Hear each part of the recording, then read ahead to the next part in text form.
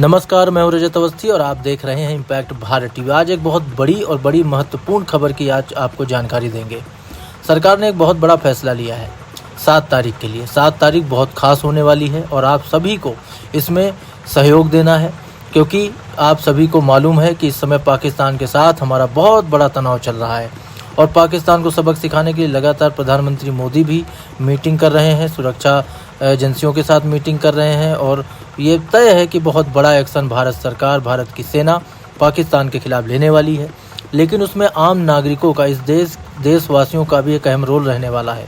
उनकी सुरक्षा भी सुनिश्चित करनी है, तैयारियां करनी है, क्योंकि जब बड़ा एक्शन होगा तो उसका प्रभाव हर तरह से हर जगह पर पड़ने वाला है।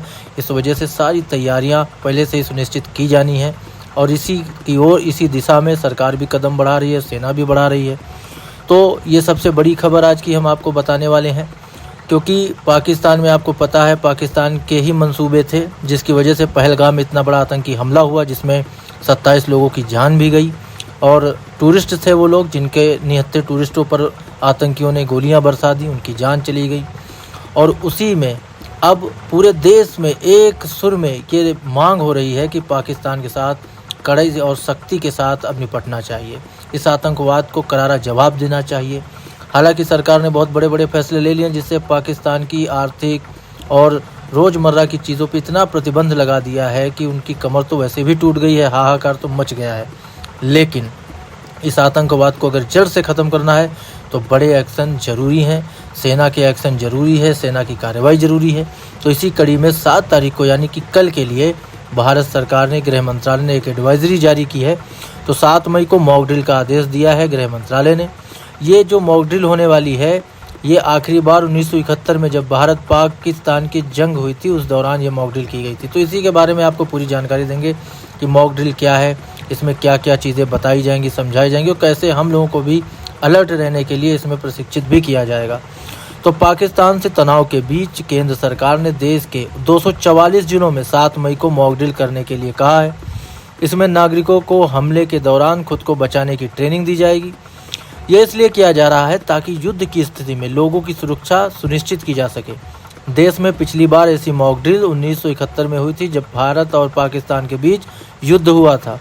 ये मॉक ड्रिल युद्ध के दौरान हुई थी। हालांकि रविवार सोमवार रात को पंजाब के फिरोजपुर छावनी में ब्लैकआउट प्रैक्टिस भी की गई है।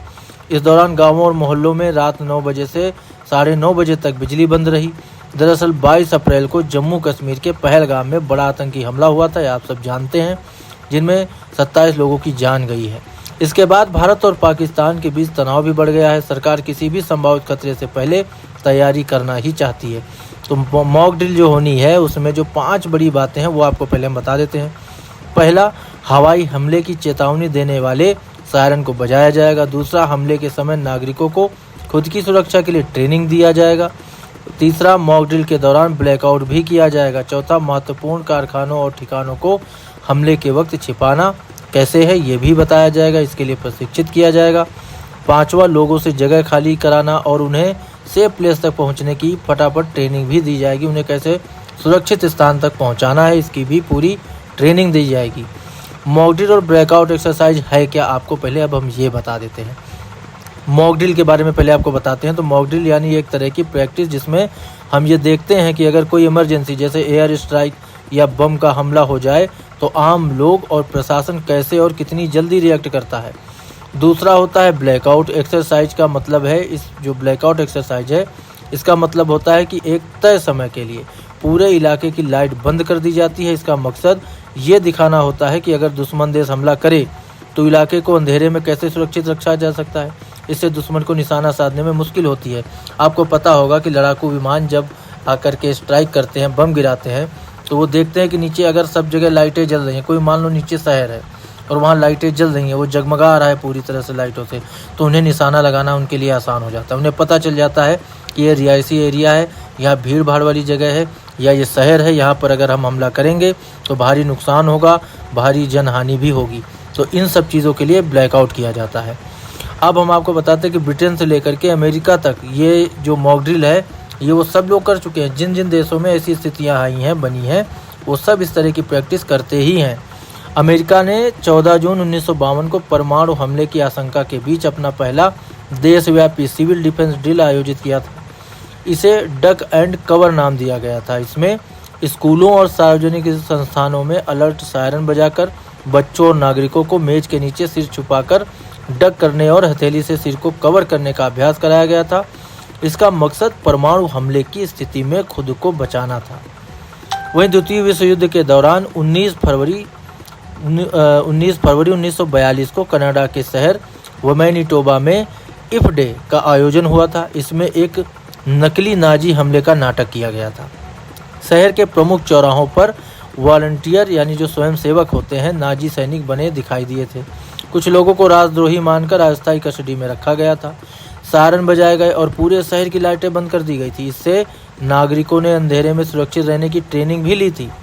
वहीं ब्रिटेन में 11 से 25 सितंबर 1980 के बीच स्क्वायर लेग नाम से फील्ड एक्सरसाइज का आयोजन हुआ था। इस दौरान सरकार ने सोचा कि 150 परमाणु बम दागे गए हैं और उसी हिसाब से तैयारी की गई है।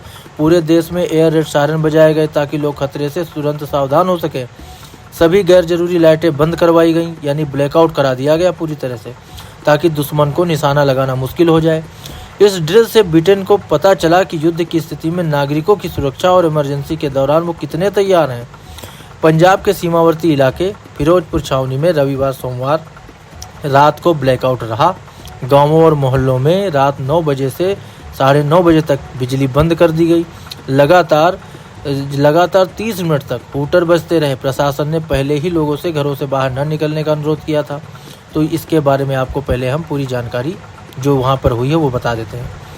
तो लगातार 30 मिनट तक वहाँ पर हूटर बजते रहे। प्रशासन ने पहले ही घरों से न निकलने का अनुरोध भी किया था, क्योंकि ये मॉक ड्रिल थी। आपको ये भी बता देते हैं कि पहलगाम हमले के बाद भारत और पाकिस्तान के बीच तनाव बढ़ गया है, जिसके चलते सीमावर्ती इलाकों में लोगों को अलर्ट रहने को कहा गया है। सेना लगातार अलग अलग इलाकों में मॉक ड्रिल कर रही है, क्योंकि क्या होता है सीमावर्ती इलाके इसलिए थोड़ा सा संवेदनशील हो जाते हैं, क्योंकि जो जिनको हमला करना है, मान लो दुश्मन का एयरक्राफ्ट आपकी सीमा को पार करके घुसता है हमला करने के लिए, तो उसको आसानी है कि वो सीमा से सटे इलाकों में फटाफट हमला करके वापस लौट सकता है। ज़्यादा अंदर अगर घुसेगा तो उसको खतरा है कि उसको मार गिराया जाएगा। तो इस वजह से सीमावर्ती जो क्षेत्र होते हैं, सरहद से लगे हुए जो क्षेत्र होते हैं, उनमें ये खतरा ज़्यादा होता है। तो इसीलिए फिरोजपुर छावनी के रहने वाले रामचंद्र ने कहा कि वो सीनियर सिटीजन भी हैं। कुछ लोगों से बात की हमारी टीम ने, तो उसमें ये रामचंद्र हैं, मामचंद्र हैं। उन्होंने कहा कि 1971 की लड़ाई उन्होंने खुद देखी हुई है। उस समय जब ब्लैकआउट होता था तो लोग खुद समझदार थे, वो रोशनदान पर काले कागज लगा देते थे ताकि रोशनी कमरे से बाहर न जा सके। जब लड़ाई लगती है तो लड़ाकू जहाज जहां भी रोशनी देखते थे वहीं बम फेंक देते थे। बम धमाकों के कारण लोगों के घरों की खिड़कियां और बिल्डिंगें हिलती थी। दोनों देशों में शांतिपूर्वक माहौल बनना चाहिए, ये मामचंद का कहना है। मामचंद ने कहा कि आज लोग घरों में इन्वर्टर चलाकर बैठे हैं, इस कारण पूर्ण रूप से ब्लैकआउट होना बहुत मुश्किल भी है। वहीं सुनील गुप्ता ने कहा कि पहले ब्लैकआउट के समय लोग खुद लाइटें बंद कर देते थे, लेकिन अब लोग घरों में लाइटें जगा करके बैठ रहे हैं। लोगों में लड़ाई को लेकर किसी तरह का भय ही नहीं है। फिरोजपुर के लोग हर कदम सेना के साथ हैं, ये भी उन्होंने कहा, लेकिन ये भी एक उनकी चिंता है कि बहुत सारे अभी भी ऐसे लापरवाह लोग हैं जो इसको एक मजाक के तौर पर लेते हैं, और वो ये मजाक पूरी तरह से मजाक समझ लेते हैं, और उन्हें उस समय पर ये चीज़ें भारी पड़ती हैं जब इस तरह की कोई स्थिति वाकई में आ जाती है सामने। लेकिन जिन्हें मजाक में लेना है वो मजाक में ले रहे हैं। तो कहने का मतलब ये है मेरे कि कम से कम जो गाइडलाइंस आई हैं वो हमारी सुरक्षा के लिए हैं, तो हम सबको इसमें सहयोग भी करना चाहिए और इसमें प्रशिक्षण लेना भी चाहिए, क्योंकि किसी तरह का हमला या किसी तरह की ये जब स्थितियाँ बने तो हमारे ऊपर कोई भी खतरा इस तरह का ना आ सके। और आपको ये घटना तो पता ही है जिसके बाद ये पूरा माहौल हुआ है। सरकार ने कितने बड़े बड़े प्रतिबंध पाकिस्तान पे लगा दिए हैं। एयर स्पेस बंद कर दिया, बंदरगाह बंद कर दिए, सिंधु जल समझौता रद्द कर दिया गया है, पाकिस्तान नागरिकों को भारत छोड़ने के लिए कह दिया गया था, तुरंत उनके राजनयिक कम कर दिए गए। तो ये बहुत बड़े बड़े फैसले जो है वो लगा दिए, उस पर सेंक्शन लगा दिए गए हैं पाकिस्तान पे। और पिछले 13 दिनों से भारतीय सुरक्षा बलों ने आतंकियों को खोजने में एड़ी चोटी का जोर भी लगा दिया है। कुछ सुराग भी हाथ जरूर लगे हैं, लेकिन आतंकी अभी भी थोड़ा सा पकड़ से कुछ दूर है और कुछ के खिलाफ बड़ी कार्रवाई भी हो रही है। तो पहला आपको इसमें हम और कुछ जानकारी आज देना चाहेंगे। तो पहलगाम में जो ये 27 लोगों की जान गई थी, उसके बाद कहाँ कहाँ पर ये भागे हैं आतंकी, पहले आपको वो बता देते हैं। आतंकियों ने पहलगाम की वैसन घाटी में बेहद प्लानिंग से हमला किया था। उन्हें पता था कि सुरक्षा बलों को यहां तक पहुंचने में कम से कम आधे घंटे लग ही जाएंगे।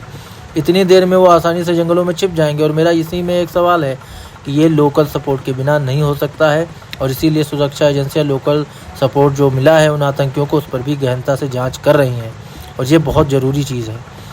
वैसन घाटी टाउन से 6-7 किलोमीटर दूर चढ़ाई पर है। ये पूरा रास्ता भी कच्चा है। यहाँ पैदल या फिर घोड़े से ही जाया जा सकता है। जब तक सुरक्षा बलों को सूचना मिली और वो हमले वाली जगह पहुँचे, आतंकियों को काफ़ी वक्त मिल गया, टाइम मिल गया वहाँ से भागने का। वैसे भी जम्मू कश्मीर के कई ऐसे जर्नलिस्ट और डिफेंस एक्सपर्ट का मानना है जिन रास्तों में इन आतंकवादियों को ट्रैक किया गया है वो लश्कर तैयबा जैसे मोहम्मद जैसी आतंकी संगठनों का एक एस्केप रूट भी है, जिसका वो लंबे समय से इस्तेमाल करते आ रहे हैं। तो उस रास्ते को पर तो पूरी तरह से कुछ कार्रवाई होनी ही चाहिए।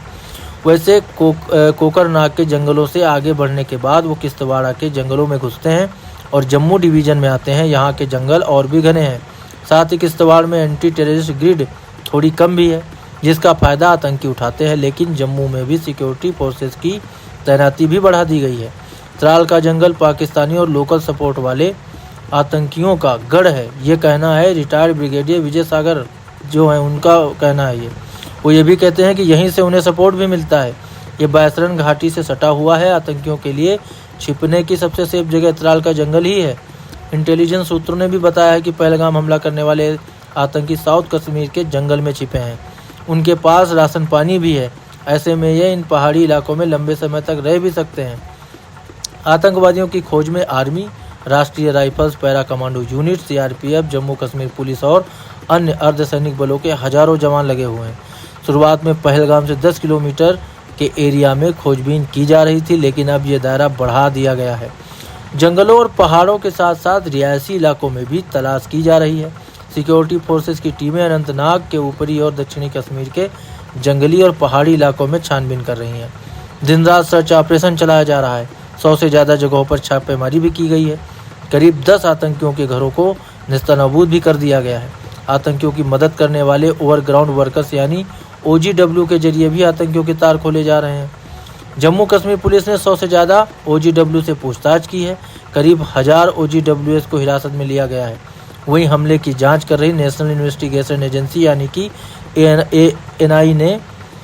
ANI की टीम ने 3000 से ज़्यादा पूछताछ की है अभी तक। सुरक्षा एजेंसियों ने वायसन में हुए हमले में 20 से ज़्यादा OGW को संदिग्ध माना है, जिन्होंने आतंकियों की मदद की थी। वहीं retired lieutenant general Sanjay Kulkarni ने बहुत बड़ी बातें बताई। उन्होंने कहा घाटी में अब आतंकियों को लोकल का सपोर्ट नहीं मिलता है, लेकिन ओवरग्राउंड वर्कर्स अभी भी सपोर्ट करते हैं। वो जम्मू कश्मीर में आतंकियों की आंख और कान है। इंडियन एक्सप्रेस के रिपोर्ट के मुताबिक आतंकवादियों को पहले पहलगाम तहसील के हापतनार गांव के जंगलों में देखा गया, लेकिन जब तक घेराबंदी की जाती वो घने इलाके और का फ़ायदा उठा करके भाग निकले। इसके बाद उन्हें कुलगाम के जंगलों में भी देखा गया, जहां मुठभेड़ तो हुई लेकिन यहां से भी भाग गए। फिर त्राल की पहाड़ियों और कोकरनाग के जंगलों में उन्हें लोकेट भी किया गया है। ये तमाम चीज़ें ये बताती हैं कि कितनी गहनता से हमारी सुरक्षा एजेंसियां इस पूरे मिशन पे लगी हुई हैं, और जल्द ही बड़ा एक्शन तो देखने को मिलने ही वाला है। और इसीलिए कल यानी 7 तारीख को मॉक ड्रिल रखी गई है। वही रिटायर्ड लेफ्टिनेंट जनरल सतीश दुआ के मुताबिक सर्च ऑपरेशन में सबसे बड़ी चुनौती इंटेलिजेंस होती है। किसी भी खबर का पुख्ता होना और उसका समय से मिलना बेहद ज़रूरी है। वहाँ की भौगोलिक स्थिति भी एक चुनौती है। ये तो सभी लोग मान रहे हैं कि वो ऐसी जगह है, ऊबड़ खाबड़ पहाड़ी वाला एरिया है। पहलगाम और उससे जुड़ने वाले कश्मीर के और इलाकों में कई घने जंगल हैं। बैसन घाटी में हमले के बाद आतंकी जंगल के रास्ते ही भागे थे। यहाँ के जंगलों में 100 से 328 फीट ऊंचे पेड़ हैं। इन इलाकों में कई जगहों पर 10 मीटर से आगे भी देख पाना मुश्किल हो जाता है। कई इलाकों में ड्रोन्स भी सर्विलांस नहीं कर पाते। ऐसी दुर्गम जगह है, आप ये समझ लीजिए। इसके अलावा आसपास के इलाकों में 15,000 फीट तक की ऊंची पहाड़ियाँ हैं। टूटे और उबड़ खाबड़ रास्ते हैं जहां गाड़ियां भी नहीं जा सकती। वहीं पहलगाम के ऊपरी हिस्से में किश्तवाड़ा रेंज के पहाड़ हैं। इस मौसम में इन पहाड़ों पर ज़्यादा बर्फबारी नहीं होती है। ऐसे में आतंकी इन पहाड़ियों में भी कहीं छिपे हो सकते हैं, जिससे सुरक्षा बलों के लिए आतंकियों की खोज करने का एरिया बहुत ज़्यादा बढ़ गया है। आतंकी हमले के बाद सुरक्षा बलों ने 100 से भी ज़्यादा लोकल लोगों से पूछताछ की। इसमें से ज़्यादातर लोगों पर आतंकवादियों के समर्थक होने या उनके लिए काम करने का शक भी है। ऐसे और भी लोग घाटी में हो सकते हैं जो अभी भी आतंकियों की मदद कर रहे हों। हो सकता है कि ये लोग अभी भी छिपे आतंकवादियों को सेना की मूवमेंट की जानकारी दे रहे हों या उन्हें वहीं छिपा करके रखा हो। NIA की पहलगाम हमले में लोकल सपोर्ट होने की जांच कर रही है। आतंकियों को जंगल में कई दिन बिताने और छिपकर रहने के लिए ट्रेन भी किया गया होगा। उनके पास खाने पीने और सैटेलाइट के जरिए अपने साथियों से संबंध साधने की सुविधाएं भी होने की संभावना बताई जा रही है। ऐसे में आतंकी घने जंगलों में बिना गलती करे लंबे समय तक रह सकते हैं, जिससे सेना का उन्हें ढूंढना और मुश्किल भी बन जाता है। लेकिन फिर भी हमें हमारी सेना पर भरोसा तो है, वो एक एक को चुन चुन कर मारेंगे, ये भी भरोसा है। 3 मई को चेन्नई से कोलंबो पहुंची फ्लाइट UL 122 में भारत के एक मोस्ट वांटेड अपराधी के होने की आशंका जताई गई थी। इसके बाद कोलंबो एयरपोर्ट पर सुरक्षा बलों ने पूरी फ्लाइट की जांच की। हालांकि कुछ संदिग्ध नहीं निकला। श्रीलंकन एयरलाइंस ने इस घटना के संबंध में प्रेस रिलीज भी जारी किया था। तो ये तमाम घटनाएं जो हैं उसी ओर इशारा कर रही हैं कि भारत की सेना अब जल्द ही बड़ा एक्शन तो लेगी। और ये मॉक ड्रिल और बार बार सेना प्रमुखों का PM मोदी से मिलना, रक्षा मंत्री से मिलना और गृह मंत्री से मिलना, ये आम बात तो नहीं हो सकती है। इतने बड़े बड़े सैंक्शन पाकिस्तान पर जो लगाए गए हैं मोदी सरकार में, कभी लगाए भी नहीं गए। तो ये इसी ओर इशारा कर रहे हैं कि बहुत जल्द बहुत बड़ी कार्रवाई होगी। और आप सभी इस मॉक ड्रिल में सहयोग कीजिए। आप पूरी तरह से सेना का और हमारी सरकार का समर्थन कीजिए। जल्द ही इन आतंकियों को उनके अंजाम तक तो पहुंचाया ही जाएगा।